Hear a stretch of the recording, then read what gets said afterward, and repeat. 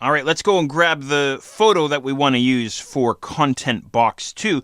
Make sure that your new layer is selected here inside the Layers panel before we begin. And once again, I'm going to hit Controller-Command-O on my keyboard. This time, I'm going to go and find a photo from Flickr user Kawanja. Again, I cringe when I say that because I hope I'm pronouncing it correctly. Go ahead and grab that guy out of your Work Files folder and click on Open. And as we've seen a number of times already, go ahead and drag on that, or click and drag on that document tab to pull this guy away. All right. And as we've done a number of times already, I'm going to grab the background layer and drag and drop him into my layout. Okay. Now, it looks like, and I'm suspecting, that my image is wound up way up in the top left corner once again. I was expecting it to wind up on top of my blue box here. So give me just a second. I'm going to zoom all the way out. Sure enough, I can see him sitting way up there. I'm going to use my free transform just so I can see this guy. Controller-Command-T. I use free transform a lot just so I can see the boundaries of the object, right? There he is. And I'll kind of drag him down. There we go, something like that. And then I'll just hit enter on my keyboard to lock in that repositioning. Okay, so as I was beginning to say at the beginning of the previous exercise, this is a situation where the image that we want to use is too large. We were actually lucky with the Emily Dickinson photograph because it was already sized perfectly.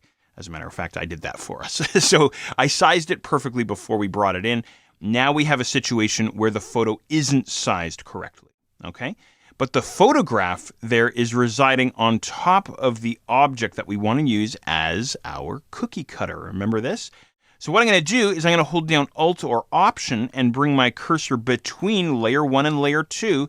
And when I get the weird funky icon, I'm going to go ahead and single click, and that will clip the contents of layer 2 to the pixels that reside on layer 1. I hope that makes sense, okay?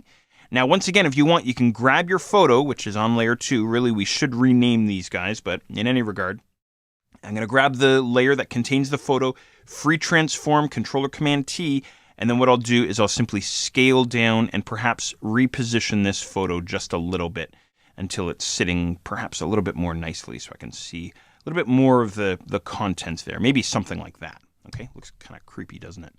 Anyway, there we go. Something like that. And last but not least, what I want to do is I want to put the stroke effect onto this photo as well. Okay, do you remember how to do this? It's going to be a layer style or a layer effect. I'm going to go ahead and double click on the right-hand side of the photo layer. Okay, and it's going to be a stroke. So look for your stroke there inside your layer style panel. And let's see. Actually, you know what? I'm sorry. I'm going to cancel this out. I'm actually on the wrong layer. It should be the cookie cutter layer, the clipping group layer. Go ahead and grab that guy. That's the guy that we're after. Double click on his right-hand side and go ahead and throw on your stroke. There we go. Now we can see the stroke there in the background if I shove this guy out of the way. Okay? And it's a white stroke that I want to use. There we go. Something like this. And I'm going to use the exact same settings that we used earlier for the Emily Dickinson. So it's going to be a white stroke, 5 pixels, and I'm going to set the position to inside, just like that. Go ahead and click on OK, and now we're ready for the Illustrator object to sit on top of this guy.